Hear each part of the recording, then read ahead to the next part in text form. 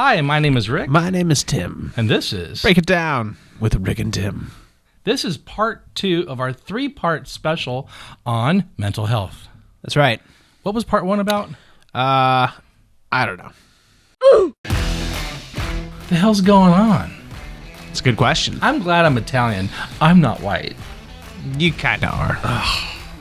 Why does it have to be the big chicken? Why does it have to be the big chicken? Why do you have to say it like that? I was right, and Yes. you were racist. It's Brittany, bitch. I still have a belief that Sasquatch is out there, but that doesn't make me crazy. And you give me that face, and this is my issue with you. You're a questionable person. This is a podcast where Rick, a Generation Xer, and Tim, a millennial, come together and try to find answers to our changing world. Break It Down with Rick and Tim. All right. What was part 1 about? You in the streets. Yeah, I had a little bit of a breakdown. That's right. Anger management. Mm-hmm. Gay rage. That's I don't know. I don't know if we'd call it that. You need Jesus, man. Part 2, this is about...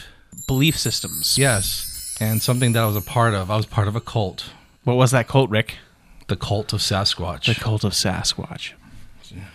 Yeah, I can't get away from it. One of the things that I want to be clear here is that you got sucked into a very specific part of the Bigfoot culture. And that's where my animosity is. That's right. You got sucked into the, not like the religion part of it. You got sucked into the marketing part of it. Yes. You know, you were part of the whole man in the suit. Let's make shows. Let's make money. Yes. All that stuff. And that's a whole separate thing than like a normal person. A normal person would believe in Bigfoot. So. Right.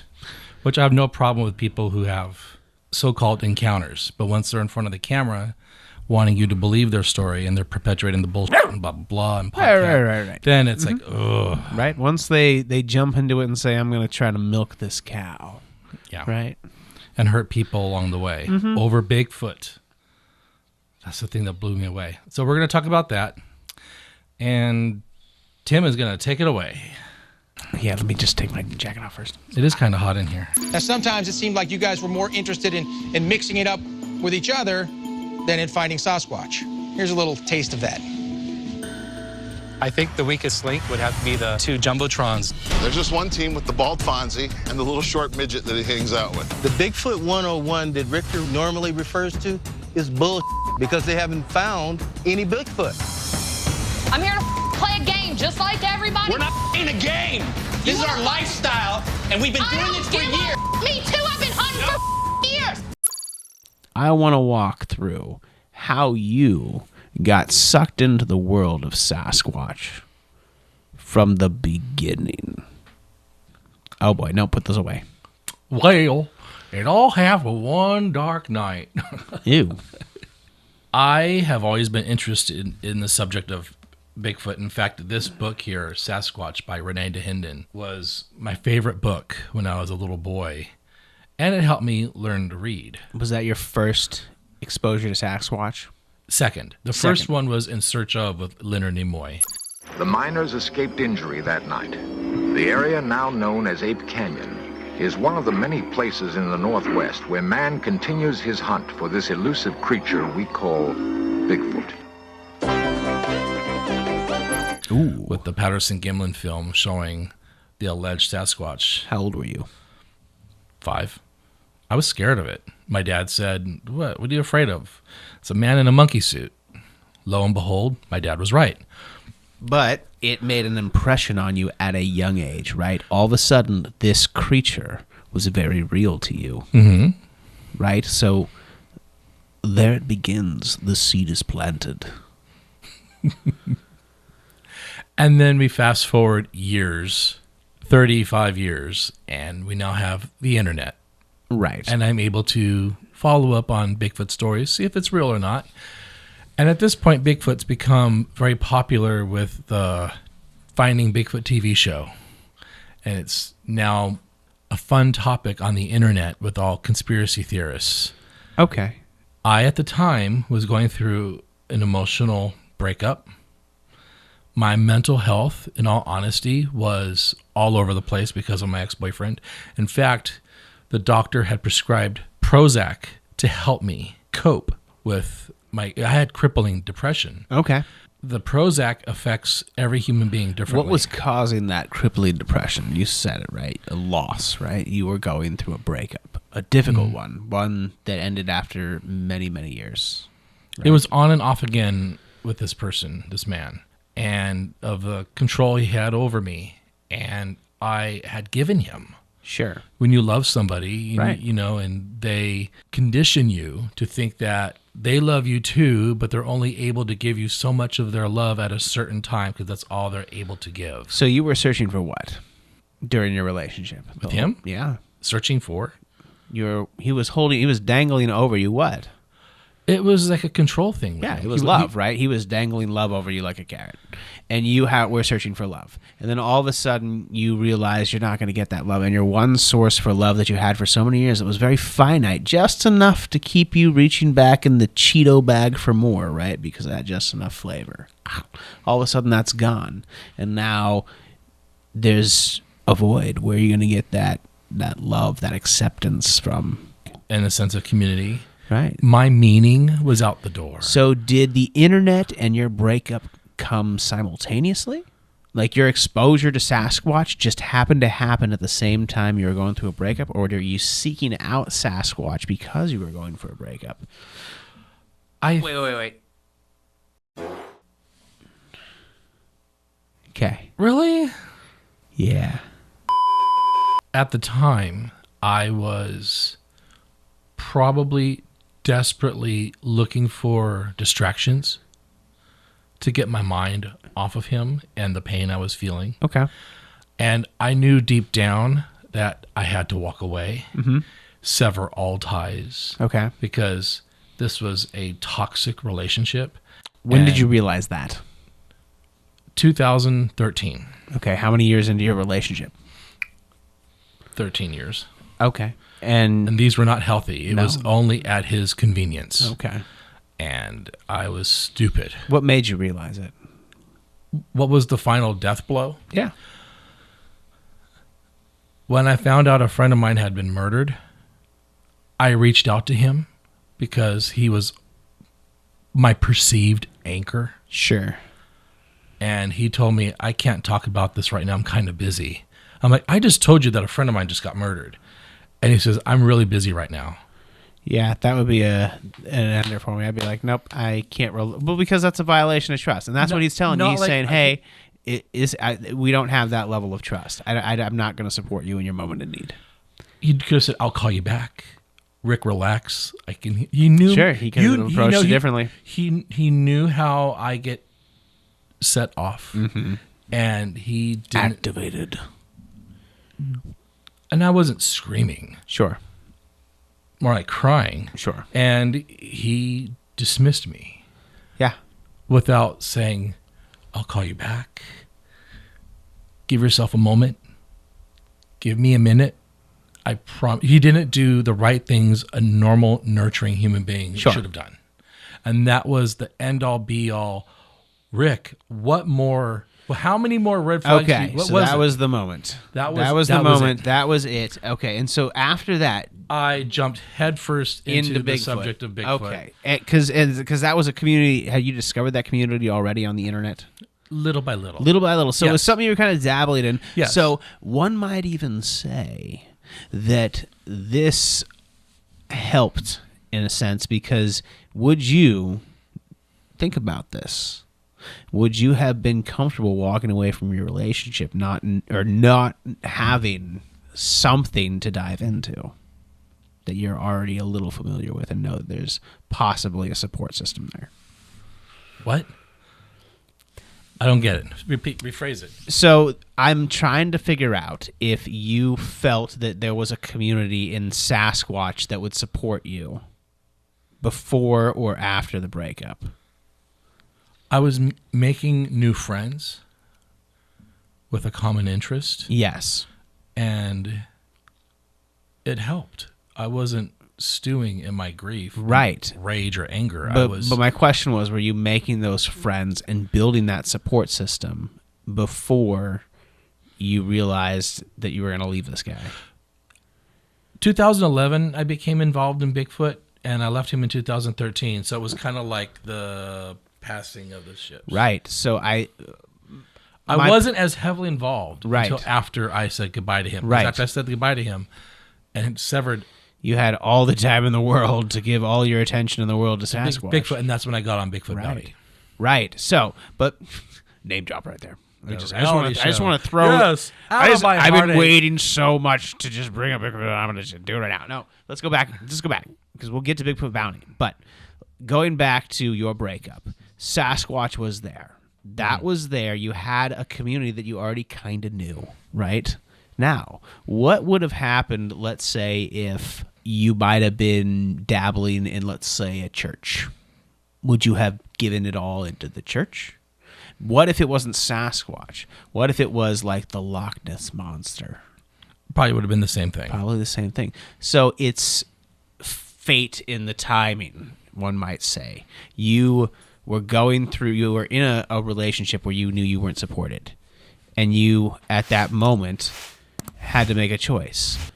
All in on this guy, or cut ties and see if I can make myself float with the support system that I've created through Sasquatch. And it sounds like you did.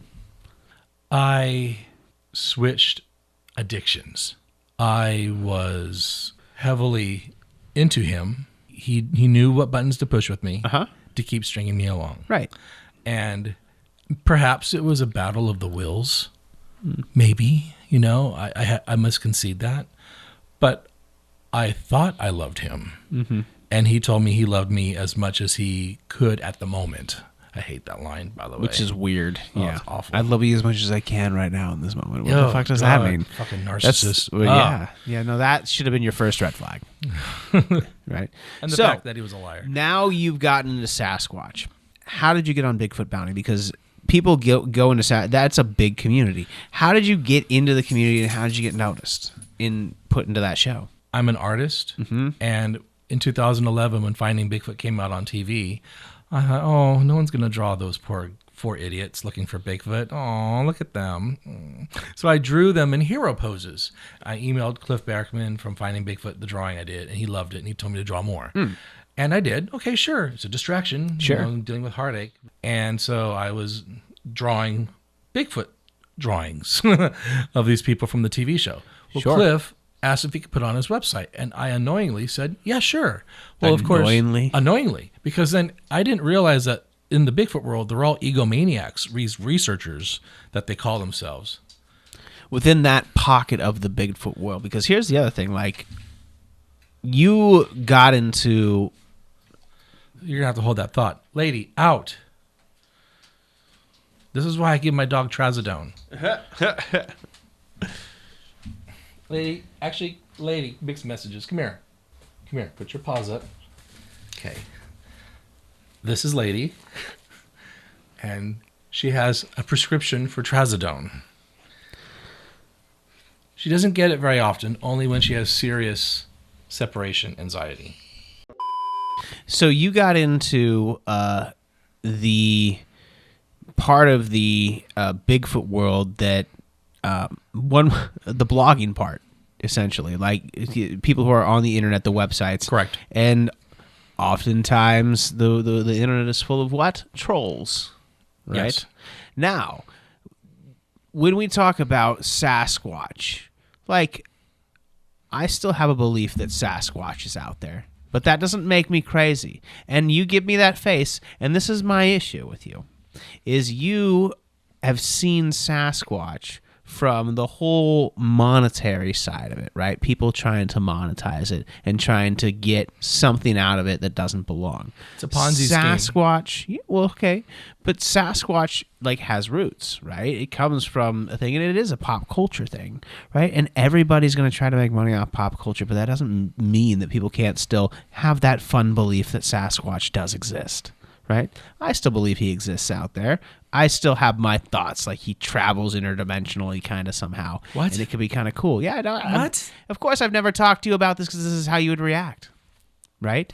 And this is the problem, because you've taken your experiences and you've lumped everybody that even believes in Sasquatch into the same thing. Now, I could do that, and I would say that I think every Christian out there is crazy and nuts, because I once upon a time was in that world. But you get what I'm saying. Like, I could lump everybody into it, but everybody's experience is different, and the world that you lived in, yes, you got into kind of the gross part of it. So let's talk about that gross part of it, because there's still a lot of people out there who believe in Sasquatch because of like the stories and all the things that you hear, not necessarily because somebody took you on a tour to get your money or took you up to the mountains mainly so they could sleep with you.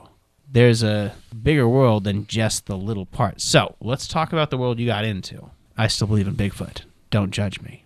It's different than the world you lived in. The truth with Sasquatch lies with the Native Americans. Right. Not these white people making videos on YouTube telling you it's real. Right. So that's what I'm saying here. Everybody's relationship with Sasquatch is different. And you went down a path that led you to craziness in the Bigfoot world, right?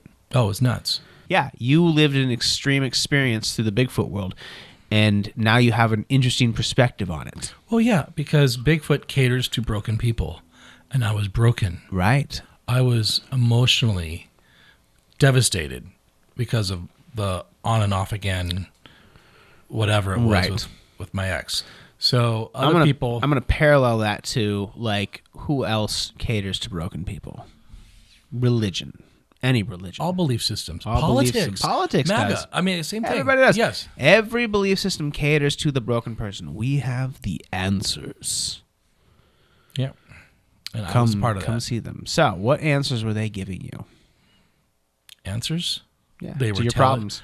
Not to problems. They gave me time away from my problems. Instead of addressing what was hurting me, I was being involved in something that eventually was going to hurt me. Right. It was a long-suffering approach. That distraction is their thing. You don't need to think about him. Come to this. You'll have more fun. Get your mind off it. Solution. Eventually, time will heal that broken wound. So, you started doing pictures. Drawings, yes. Drawings. Then what happened? An egomaniac who had a blog, found my artwork, asked me to do drawings for her. And I'm lonely. And okay, sure, I'll do some drawings for you. She liked my artwork. And then she asked me, hey, I love your personality.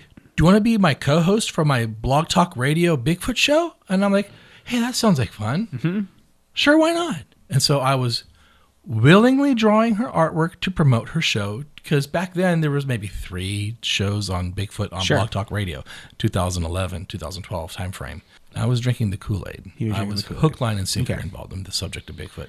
And then due to a personality conflict I had with this individual who was not treating me right, I washed my hands of her and started my own show on YouTube called After Hours, where I would talk about Bigfoot with my friends. So what led to your breakup? There was a lot to unpack there. She was an alcoholic. Okay. And would humiliate and belittle me live on the air.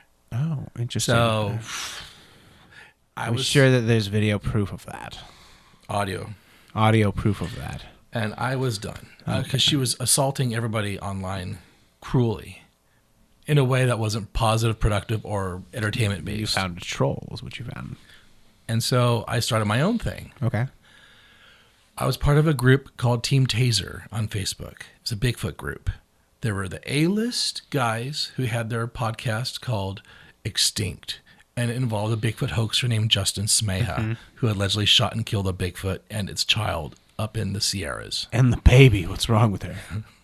And so I said to the guys, hey, I'm fresh from doing this show I was on Blog Talk Radio with. I want to do a webcast, as it was called, it was involving video, that would complement your show. So after people watch your podcast show, they can come and watch mine. And it was to help lift up our community. They agreed. They liked it. They liked the idea. Well, the low man on the totem pole, me, with my personality and whatever you want to say, openness and flavor for the flair, I was able to bring in top tier Bigfoot personalities like Dr. Jeff Meldrum, Matt Moneymaker, to our little show. And that other podcast, the other people doing the other show got jealous. Sure, because you're bringing in the big names and they aren't. They kicked me out of the group. Oh, snap. Well. So it was called After Hours with Team Taser. When they kicked me out, I became After Hours with Rictor. It should have just been After Hours without Team Taser. And so then that's when Bigfoot Bounty happened. And then I got on the show. And then that's when I started getting the hate. How did Bigfoot Bounty happen? You just said, and that's when Bigfoot Bounty happened. How did Bigfoot Bounty happen? The $10 million Bigfoot Bounty that was on Spike TV. The reality casting director and the producer was searching for people on the internet. And they found my friend Sean, his Bigfoot blog called Bigfoot Evidence. Okay. Reached out to him. And then they said, oh, you got to talk to Rictor. Why? Because he's gay. Oh, okay. And so I go into the interview on Zoom or Google Plus, whatever it was back, 10 years ago, not knowing I had been outed. And I'm a very open person. All my friends know. Were you I don't for sure hide it. outed? Yeah, they did. That's the whole reason why the casting director wanted to talk to me. Oh, okay. The gay guy in Bigfoot. And so you can reach a whole nother wide, piece of the pie on the audience scale there. And the first question the casting director asked me, Rictor, you're gay. Why are you into Bigfoot? And so my immediate response was, hey, he's big and hairy. Sign me up. He's big and hairy. Sign me up. Because I made a joke of it and because I was so quick, she laughed hysterically. I guess she pretty much fell out of her chair. That's what put me to the top of the list. Oh, okay. So your wittiness, the witty gay guy. Yeah. So you were typecast. Oh, absolutely. And this would obviously set the world of the internet ablaze, especially in the world of Bigfoot trolling, because you came out of left field. Not only that, with zero experience, out in the left field, picking daisies. And here's this homosexual, right? And he comes out of nowhere, and because he's a homosexual, he gets to be on the show that we all really want to be on. Because I spent 80 hours this week out in the field. I don't even believe he's gay. I think that he's just saying he's gay to get on the show. They said that. Yep. And you know what? There are so many more people more well qualified, but they're not looking at the fact that you own or you run. What was the name of your show? With After Hours without whatever Team Taser. Team Taser. They weren't looking at who you were bringing in and what you were doing. They were just trying to find a way that they could make it justified that you were on the show and they weren't, and they could be upset about it. It is really, you fell into the pot of trolls is what happens. And I was nice. You were. This was before Rictor was objectifying people. Yeah, but trolls aren't going to be nice to you no matter what. And so they're narcissists. They have one role. Okay, so let's go back to this mental health thing, right? So you got these people, and they're taking advantage of people. Is that a mental health issue, taking advantage of someone? I think it's a form of narcissism, and I think that narcissism is considered a mental disorder, so I guess yes. Right. There we go. So and now we have to approach them with a little bit of empathy because their brain broke. No empathy for them either. I see. So that's the problem. We're losing in our society, in our community, this idea of empathy. And dude, we cannot negotiate with them. Sending me death threats. Right. Saying they wanted to blow my brains out.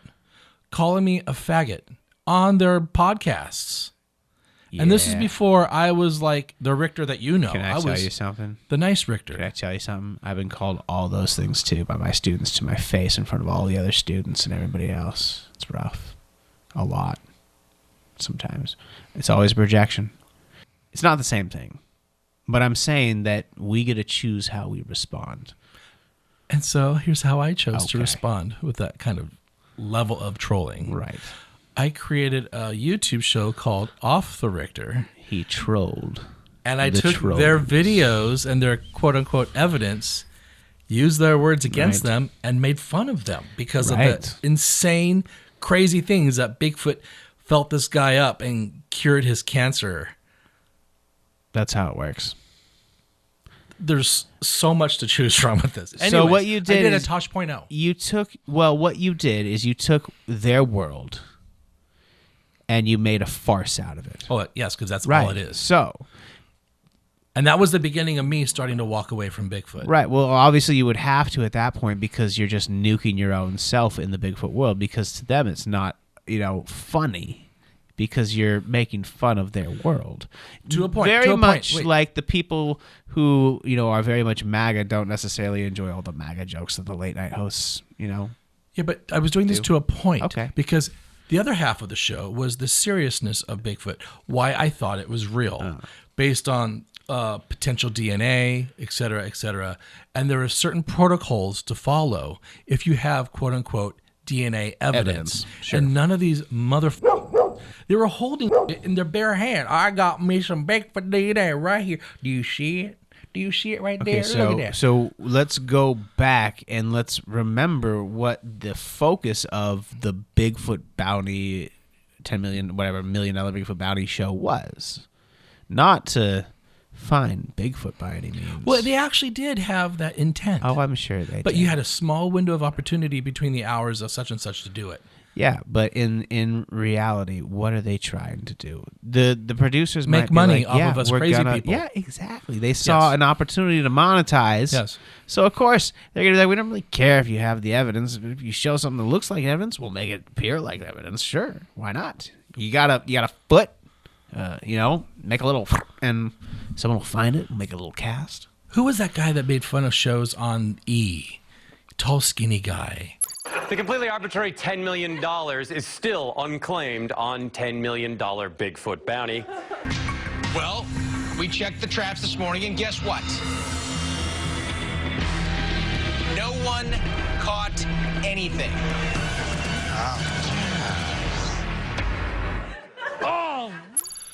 Well, yeah, but see, back then I didn't realize I was the joke.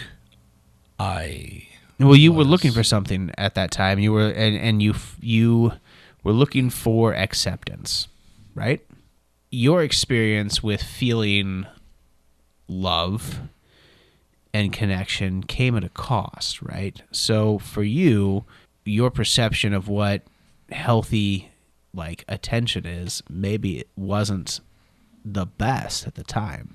So you might not have seen their red flags in that moment.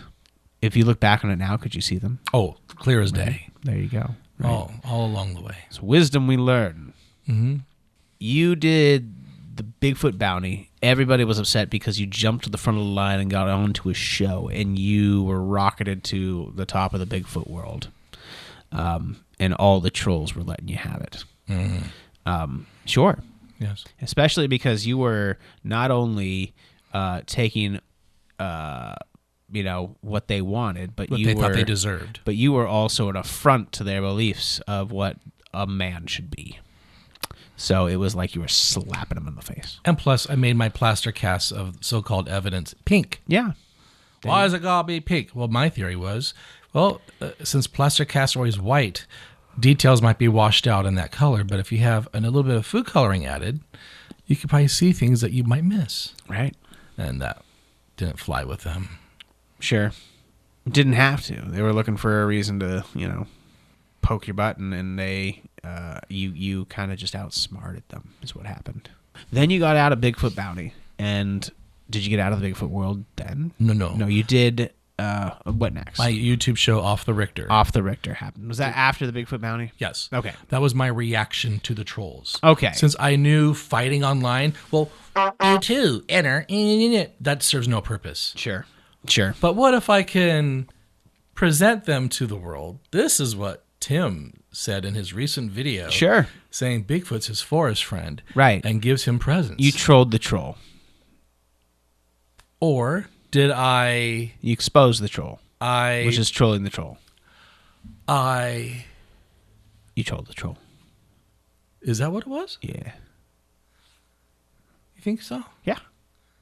What do you think it was? Turning a negative into a positive? What was the negative? The negative? Yeah. What was their negative? Uh-huh. How they were treating me. Right. What was the positive?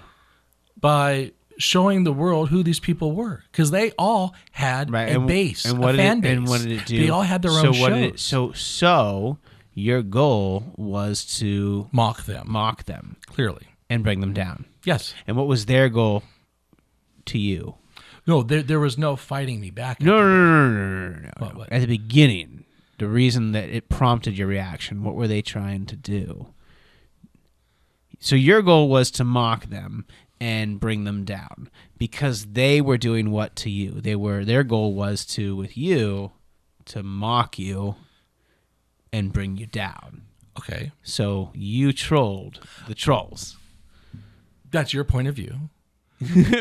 My point of view was having explicit revenge in a way that they could not defend themselves from, because I'm using their words, their insanity, their BS against them. Yeah.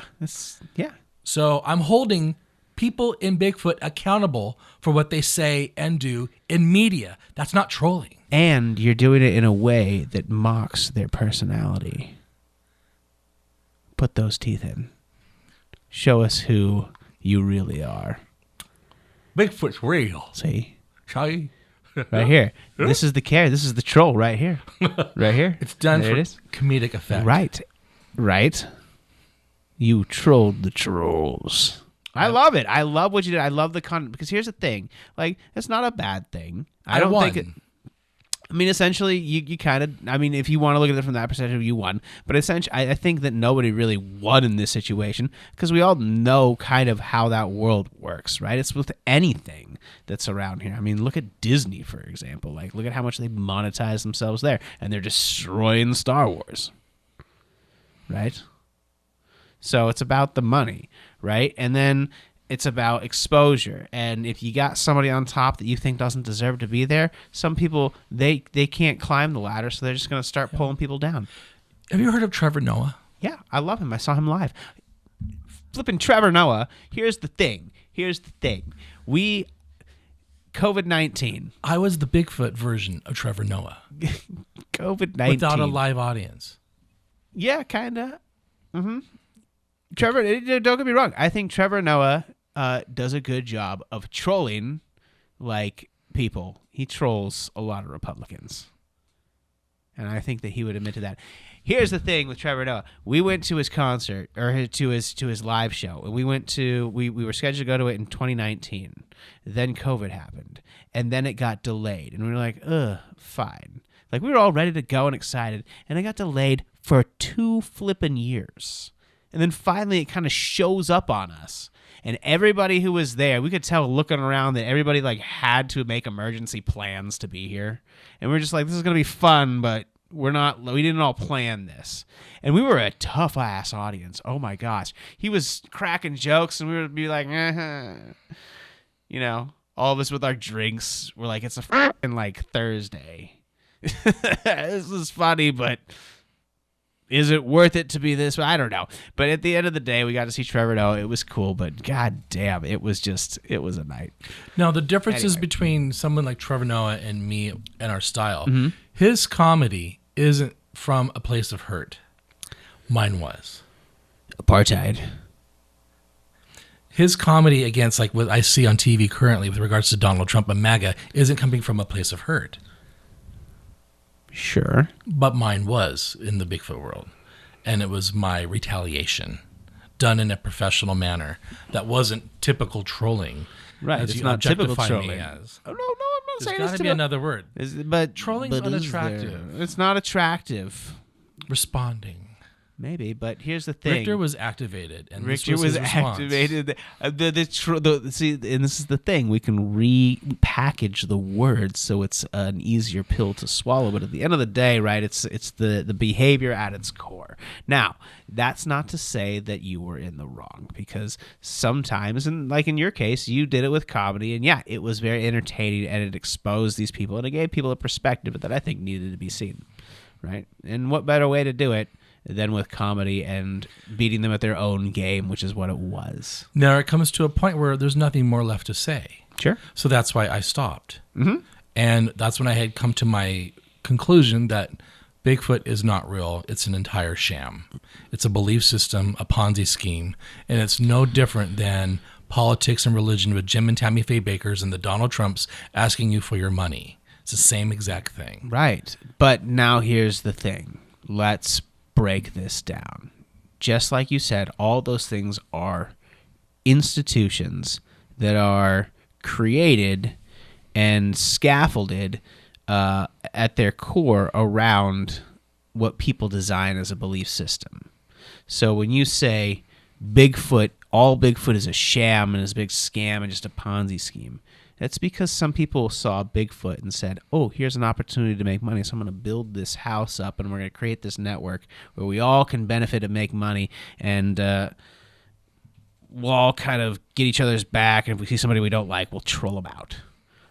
And that's what you experienced. Banned from the community. So you don't believe in Bigfoot not because you don't believe that he exists. You don't believe him because too many people have taken advantage of the idea of him and have warped what Bigfoot is and what people believe of him. So that right image there, right there right from there is a 1967. person. That's a person. That was not Bigfoot. No, it's not. And that's where it started, right? And you got sucked into that very thing. That's not to say that a Bigfoot doesn't exist. But here's the thing. You're making a conclusion. What is Bigfoot? Right. So therefore, until we have a body... Is this the first time that we've ever seen a Bigfoot?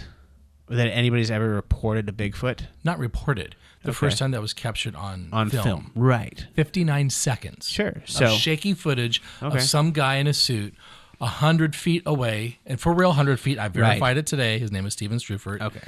Because you know how I am when it comes to measuring things. Because to me, this is 7 inches. Shaky video, intentionally shaky video. The one stabilized moment and where it turns, it continues on. Right. 59 seconds. So let's go back. If that video didn't exist, would Bigfoot still exist? I would not be in Bigfoot. Okay. Because what was the seed you mentioned earlier? What was the seed that was planted? Was this video. From 1977, In Search Of. Right. Yes, that was it right there. It is. Right. So that's when the belief system was created in the United States around Bigfoot. That's when it became a pop culture. That's when it became a pop culture. So your real perspective is the pop culture version of Sasquatch is a sham, and that's true. I feel like anybody from the outside looking in would know that this is fake. I mean, let's be real. Even the homeless people outside these windows right now know. But that's not to say that those native stories of what they would call Sasquatch, whatever it is, I don't know. But their stories, and maybe even some of these other stories of like Yeti and like that, don't still hold some merit, because by your accounts here, one might say that God doesn't exist because it was created by man. Well, there's a biblical God, there's a creator, or there's no God. Or there's gods. Like, ask a Greek person from 2,000 years ago.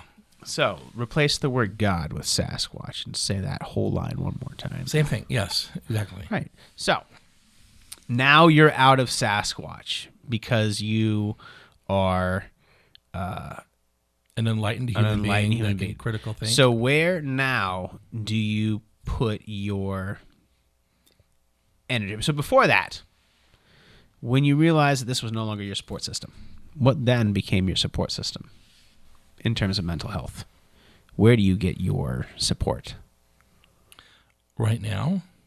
Well, you had mentioned it, right? So not maybe right now, but when you got out of this, because I knew you when you were doing Off the Richter, right? Right, and you had just kind of moved here.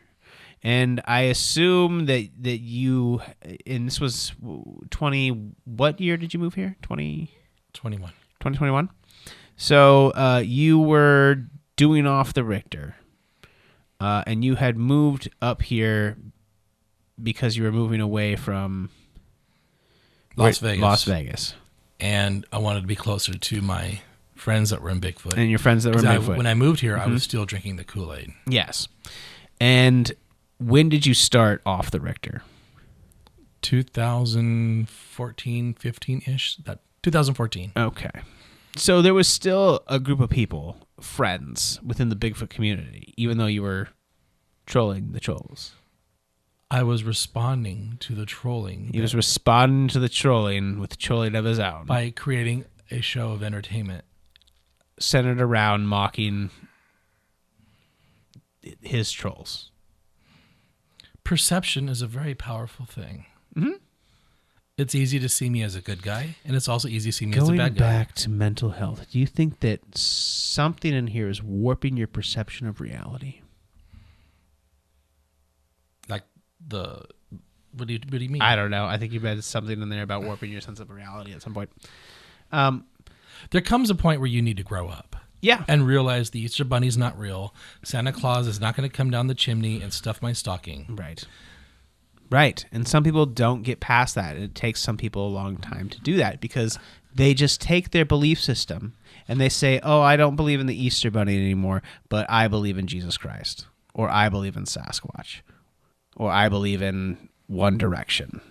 Or K-Town or whatever K-pop band it is right now.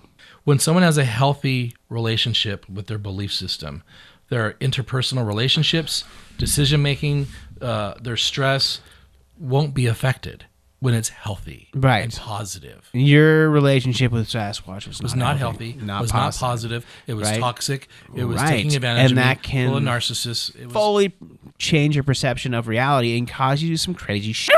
Look at these people. They stormed the Capitol. Right? Exactly. They went too far. Right? It wasn't healthy. Right? They stormed the Capitol. You created off the Richter. No, you can't equate me with that. No, I'm not. I just wanted to see a reaction to that.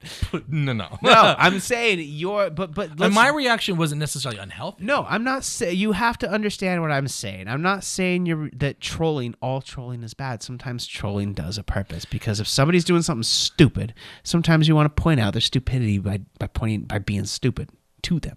Right? So in your case, you see the trolls and you go, I can show you guys how it's done. Here's how it's done responsibly and successfully. And you beat them at their own game because you trolled them and you got followers for it. Off the Richter was far more popular than After Hours with Richter was. It was impressive. And when I was considering stopping the show after the third season, I was asking my friends, I think I'm pretty much done. Oh, no, you can't. You're the only one in the Bigfoot world that's policing these people and keeping people in check because no one else is. And you were entertaining. They saw that, and it's something they can relate to. They go, I see that, and this guy's pointing it out, and it's hilarious. So now, once you finished with the world of Sasquatch, I focused on me. I decided to go back to school. You went back to school. When I was making Off the Richter, I was at the community college, the video production certificate thing. When I stopped Off the Richter, that's like, you know what?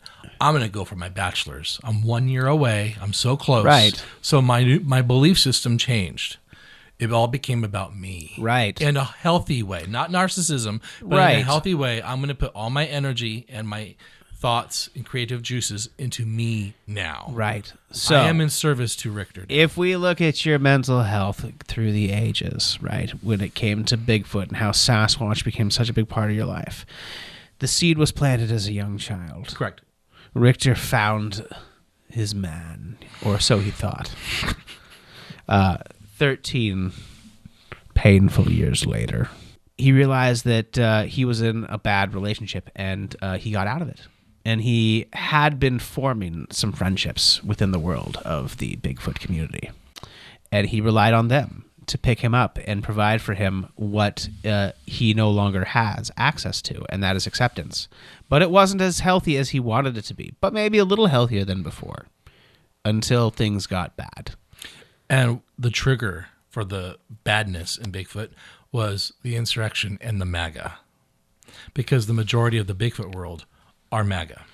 That's when you saw trolling happen? No, that's when I saw, okay, this is nuts. Why are these people believing all this insanity?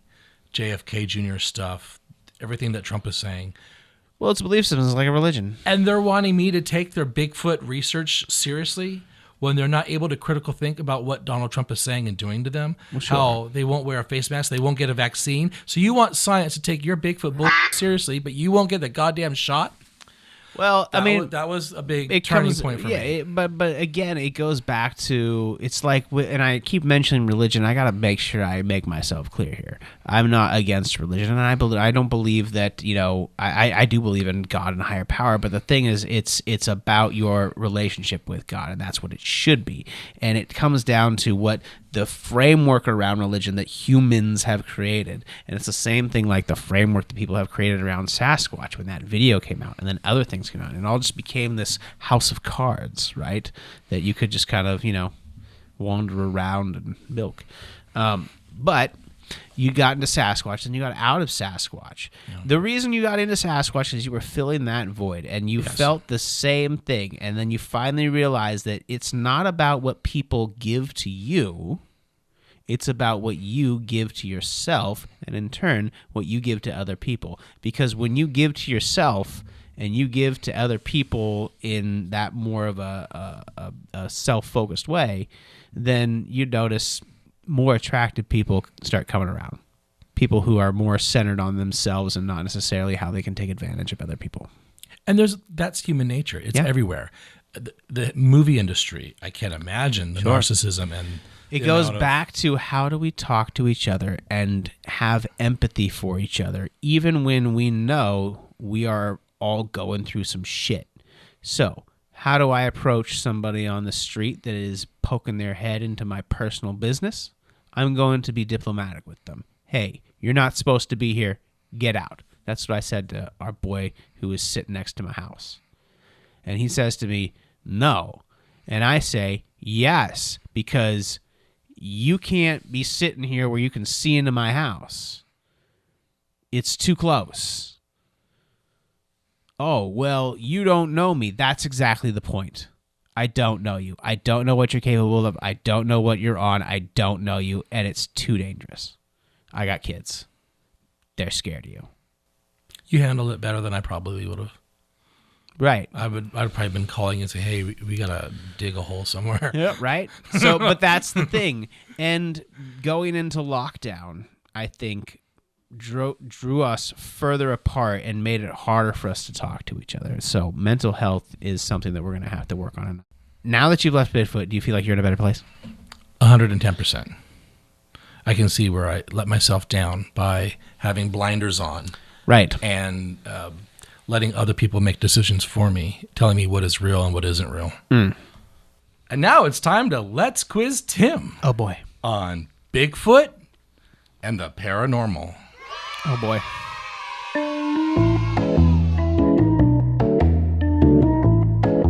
Tim. Rick. What is the nickname of the Loch Ness Monster? Nessie. Very good. That's easy. Okay. What is the nickname of the hoaxed Bigfoot filmed back in 1967, the famous footage? Oh, Jesus. I know this, but I don't know it. I'm going to sit here and stew for a moment. The man that filmed it was named Roger Patterson, and that's your hint. The Patterson tapes. Or no, is it... It's a female, and it's lovingly been called Patty. I don't know. Okay, yeah, no, I had no idea. Honestly, I wasn't that into Bigfoot. Not like you. That's a good thing. Stay that way. Okay, Stay clear, far away. Watch Judge Judy instead. Oh, boy. What year did the Roswell UFO crash? That wasn't like I feel like the 60s, but I could be wrong. It was a long time ago. Is that your first and final answer? Yeah. The 1960s? No, 1950s. 1950s. It's got to be 1950s because I'm thinking back to like Independence Day when they're talking about it. Crash back in the 50s. Yeah. Wrong, but you're very close. Damn it. 1947. Okay, sure. Not that far off. I'm okay with that answer. But still wrong. You would have lost. Sure. Yeah. According to civicscience.com. Oh, boy. What percentage of Americans believe in Bigfoot? Like as in like believe it's like an actual real thing? Yes. Ooh, that's really hard. No, you're good with percentages. Well, I'm good with percentages. I'm trying to figure out like my measure here because there's lots of percentages, but where do I go with that? Like, because if you think about it, like 30% of the United States believes that Donald Trump is still president. Of those people, because that's where I'm going to take a lot of those people from. Okay. But also, like, I believe in it too. But I also think that I also understand the reality of it. So if somebody asked me, do you believe in Bigfoot? I'd be like, yeah, I believe in the idea of Bigfoot because I'm a child and I know that it doesn't exist, but I want to believe it. But to actually believe it is, I'm going to say it's a small percentage just because... Give me a number. Jesus. Somewhere between 10 and 15%. A number. You're close. You're very close. I'm going to give you that. In horseshoes, you've won. So give me a number. I don't want to go over. So I'm just going to go with 10%. The answer is 11%. Okay. So I can be happy with that. I'm close. Yeah. Very close. That's actually, 1% is not bad. Here is within the margin of error. Here is the one argument people need to come at me with when I laugh at them and say, ha ha, Bigfoot's not real. Here's what people need to say to me. The absence of evidence is not evidence of absence either. How was that for a Neil deGrasse Tyson Sure. moment? There you go. Yeah. But we also live in reality, and we know the earth is not flat. And Easter Bunny does not shoot Easter eggs out of its ass. Well, it's not really flat. It's more of a cube. Oh, God. It's the appearance is round. Sure. Unfortunately, Bigfooters aren't smart, and they can't think about stuff like that. So I get to continue burning down the church. There you go. The Church of Sasquatch. Ladies and gentlemen, it's time to Trigger Rictor. No! Yes, sir. Today, we're going to Trigger Rictor. You guys ready to Trigger Rictor? Oh, God. Uh-oh. Rictor. Bring it. Okay. Kathleen Kennedy. There just went Hiroshima. Boom. What did you just say? There went Hiroshima. Oh, yeah, you're right. See, we just triggered Rick. And then there's also the sister city, Rian Johnson, as I call him. But yes, okay. Kathleen Kennedy, the head of Lucasfilm. Yes. And what are your thoughts on her? So let's give our listeners and viewers a little juxtaposition on how to handle a beloved franchise that has survived the test of time by 50 years. Yeah, and we're going to try not to get a cease and desist. Currently, Paramount Plus has come out with 3 seasons of Star Trek, focusing on the main character, Patrick Stewart's Jean-Luc Picard, hence Star Trek Picard. Okay. This current season, which is ending tomorrow night, of Picard Season 3, has been the best Star Trek in years. Great. It's because how the legacy characters, who have been beloved for over, almost 40 years now, have been handled and been a part of the story, not at the cost or price of the story. These legacy characters came first and had stuff to contribute to the overall story where it wasn't fan service. It was just intelligent and emotionally rewarding science fiction stories being presented to its I guess they audience. weren't member berries is how South Park would portray them. Sure. Right? They just come back to like remind you of the past and kind of be... It was nostalgic, and yet there's new characters being introduced. Right. It was what Star Wars should have been. Because now we have it in hindsight. We can see how these 2 science fiction franchises have been handled by new people. Okay. It's heartbreaking. Is it? It is, because it's not like we can get Carrie Fisher back to reshoot scenes or anything. She's gone forever. That's true. She is. Now there's digital, of course. Of course.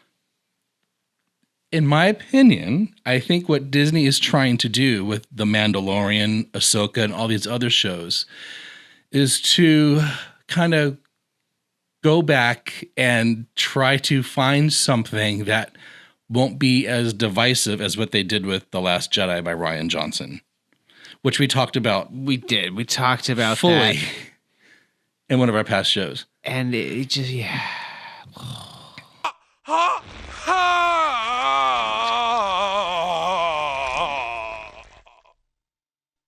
My God. So recently there was a Star Wars celebration. There was. In England. And try and reinflate the balloon that they deflated with those three. The Star Wars franchise is being carried by a little green puppet called Grogu, which everyone fell in love with in The Mandalorian. Grogu.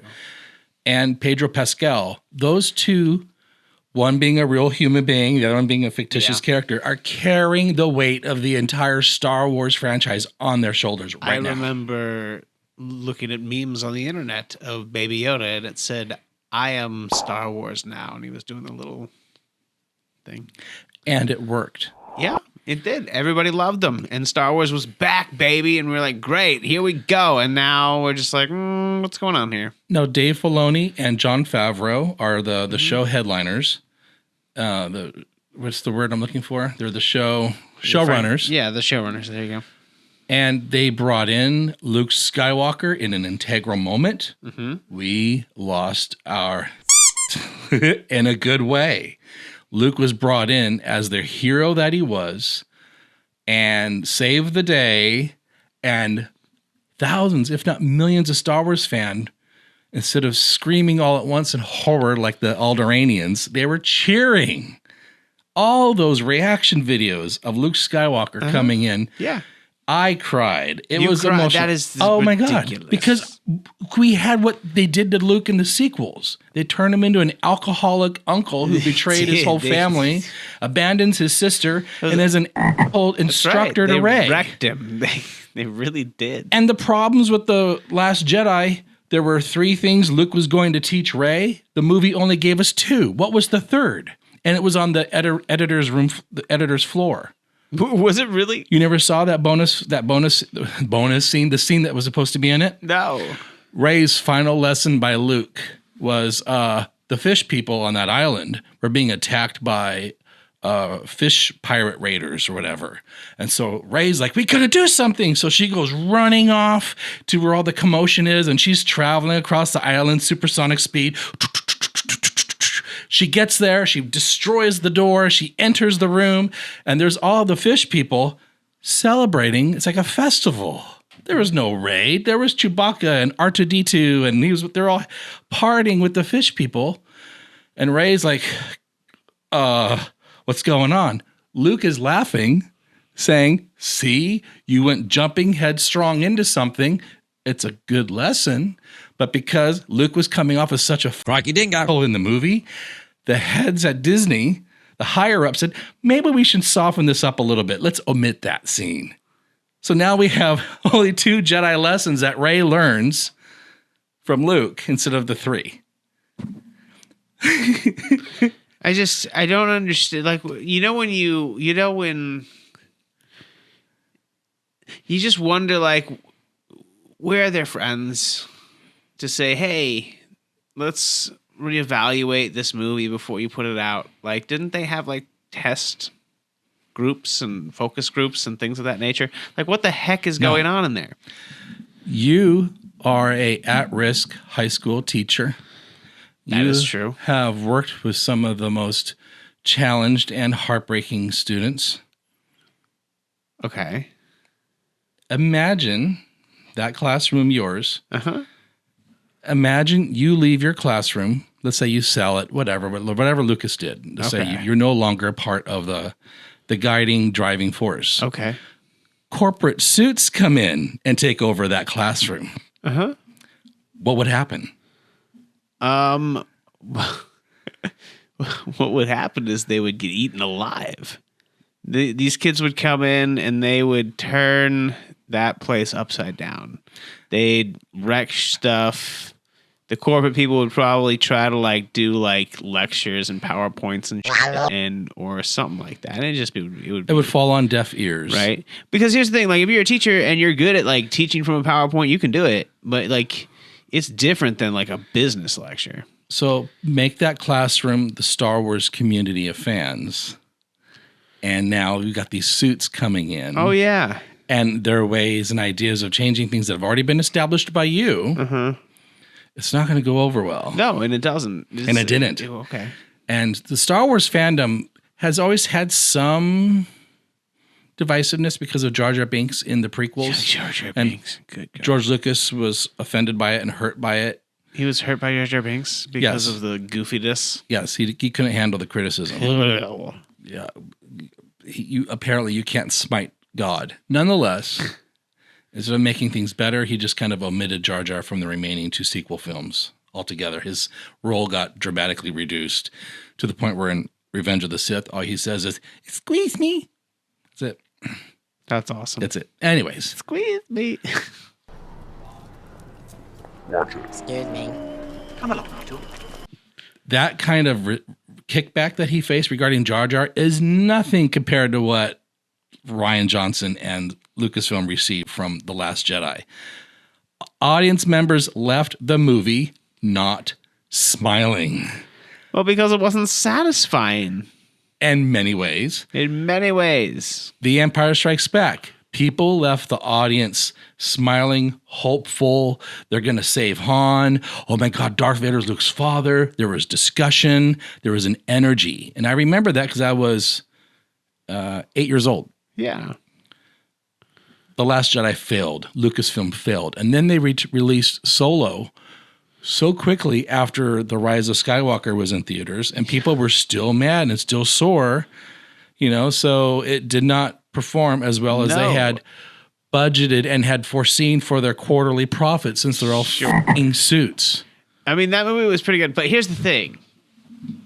I was grabbing the table so hard. You probably were. I think we successfully triggered Rictor, but let's keep this going for one moment, because I think what we see is, again, I lost my train of thought. When I read 8, I told Ryan, I fundamentally disagree with virtually everything you've decided about my character. But, other than that, I can't really describe more, but it was as shocking to me to read what Ryan had written as I'm sure it will be for the audience. Do you make a turn to the dark side? It's possible. Anything's possible. You know what happened? I read one theory and I said to Ryan, I said, this is the one I want to do. And it was Did you have a say in it? No. I think the reason why the people liked the end of the Revenge of the Sith is because, like, we saw the story going forward, right? There was still, like, hope. We had to see how it ended. Right. Plus, Carrie was going to be in it. Right. Well, no. What I'm saying is the difference is the reason why people left the Revenge of the Sith, like, smiling and, like, ready to go is because they saw, like a hope, like things coming back to, like knowing that out there they were going to come back and attack the Empire. Whereas in, what was the middle one? The Last Jedi. The Last Jedi. You just felt like they were still running away. And the whole movie, it was just like the rebels are just running away from the Empire. And sure, because they're huge, but like, it's just a chase. It was heartbreaking. It was, because it was just like watching the rebels kind of ship sink, which you literally did. Like, they just sunk. Yeah. And you're just like, this isn't very satisfying. And it just, on top of that, just the sloppiness of the story and just realizing that it's really a metaphor for the franchise. It just kind of went. Well, I put a lot of resentment towards Rian Johnson and Kathleen Kennedy, but also J.J. Abrams, because as executive producer, he signed off on the script. You're right, he did. And that's what's also frustrating is, like, again, I asked you where are their friends to say this is a bad idea. And Mark Hamill was the only one saying no. Now, the actors love J.J. Abrams. And when they found out that he was returning to do episode 9, the final film, the actress Daisy Ridley, who plays Rey, said she was crying. She was so happy it was him. Because it's like, where the hell are we going? And then what do we do? Who's going to take us there? And then, okay, Uncle JJ's coming back. Yeah, that's very telling. And then the fact that JJ said that, you know, the script for The Last Jedi was brave and that he wished he had directed it. And then after the movie came out and he got to see the reaction to the film, he came in and having to fix the weeds of episode 8. You can't trash it after you praise it. Just because popular opinion has gone in a different direction that you did not foresee. I think I see what he's saying. Like, I think it was brave to sink the ship. But I also don't think that they sunk it on purpose. And I think it was more of him just looking at it and going, oh, it was brave of them to try this, but it was an unintentional story. And it was one that didn't fit the narrative, really. But you had Mark Hamill at every press conference, every time saying, this is not Luke Skywalker. I have a fundamental problem with the direction of this character. Yeah.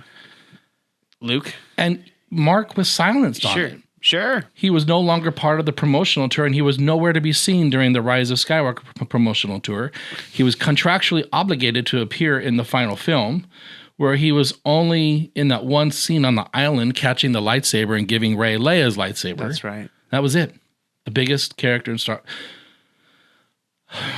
It's frustrating because they just come in and they, with the suits, and they just... So, here's what we're going to do, guys. We're going to globalize this shit. A couple days ago, a news anchor tweeted from Chicago, Good Day Chicago. His name is Jake Hamilton. And he tweeted this comment in regards to the new Star Trek Picard series and how well it's been doing. Mm-hmm. The most recent episode of Star Trek Picard was among the best television I've seen in years and some of the best Star Trek ever. Now, this is going to end my trigger segment, so hang in there, guys. Okay, here we go. This season has just been brilliant storytelling and looks to be a perfect true finale for our next gen family. Thank you, Terry Matalas. Terry Matalas is the showrunner of this current season of Picard. Your podcast host, Richter Riolo here, tweeted, Jake, just imagine if it was Terry who structured the Star Wars sequels and was part of the Lucasfilm story group. Man, I can only imagine how freaking wonderful it would have been. Did he respond or at least like it? No, but I did tweet Terry Matalas saying bravo, and he liked it on Twitter. Oh, that's nice. Look at You that. have That's to quite the watch. twat. I gave Tim the episodes of Picard to watch. Yes. And I can't wait for you to watch it and to hear your thoughts on comparing it to how the original Star Wars was, the sequels were treated. I will let you know what I think after the FBI raids my house because you told everybody you gave it to me. And I did. I like, gave what it does to that him. mean? Now, people are going to say, oh, apples and oranges. You can't compare Star Trek and Star Wars. Yes, you can Yes, when you it comes to can. production, story development, and character handling. They're two different franchises. It's like, how would you... it would be like comparing like Fords to Toyotas. But behind the camera, you can. Because they're all made the same way. Yeah, they're all relatively the same. Story structure, all script, that stuff. Gafford, Best Boy, all that's involved. Producers, the influence of producers, and that could be really bad. Well, I would say we successfully triggered Rictor. Bam, right off the bat. Hiroshima. I am so glad we're finally done talking about Bigfoot. I bet Bigfoot. you are. Oh, no. Well, maybe. Bigfoot. Okay. Bigfoot. Settle down. Okay, you're going to have to edit all those. Good luck. So, mental health, part 3. Part 3. Accommodations and solutions. Right. Or lack thereof. Yeah. So, that's the next episode. So, subscribe, follow us. So, subscribe, follow us at Tim Breaks It Down and at on Twitter, Richter_Riolo. Yes, your mental health depends on following us on Twitter and talking to us, and we can help you with your problems. Yeah, still a bit shook up from that conversation, huh? Your Bigfoot. Oh my God! What would you do to my Bigfoot? My mental health is like not. That's good not good to my mental health. That image that just popped into my mind. Oh, it's one way to it's one way to get DNA. Oh, gross! When I get out of my chair, I'll leave a Bigfoot. No, puddle. let's just not go anywhere further down this road. There are gross puddles. You know whose mental health I think is in trouble right now? Mine. You know whose mental health I think right now is in trouble? Jesus. You know whose mental health I think is in trouble right now? Donald H. Christ. Oh yeah, he's defendant dumper. He's in trouble. Mortal words. This moment at 1:24 p.m. Eastern Time, Donald J. Trump is under arrest.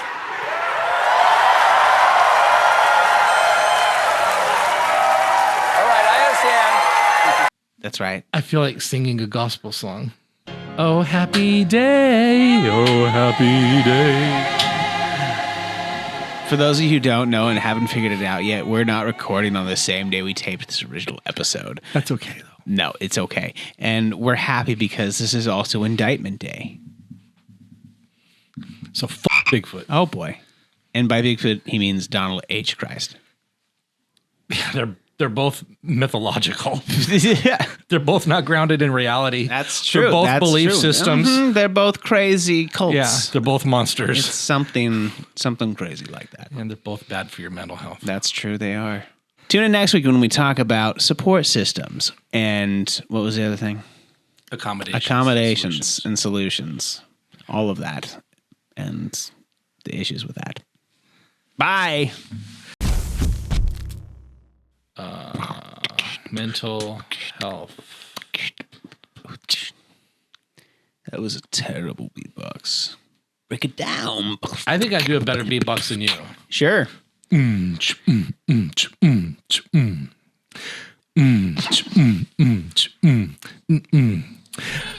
We like the cars that go boom. We're Tigra and Bonnie, and we like the boom. Oh my God. Remember that song? Nope. From the 1980s? Nope. I was born at the end of the 80s, Rick, so I don't remember much from it.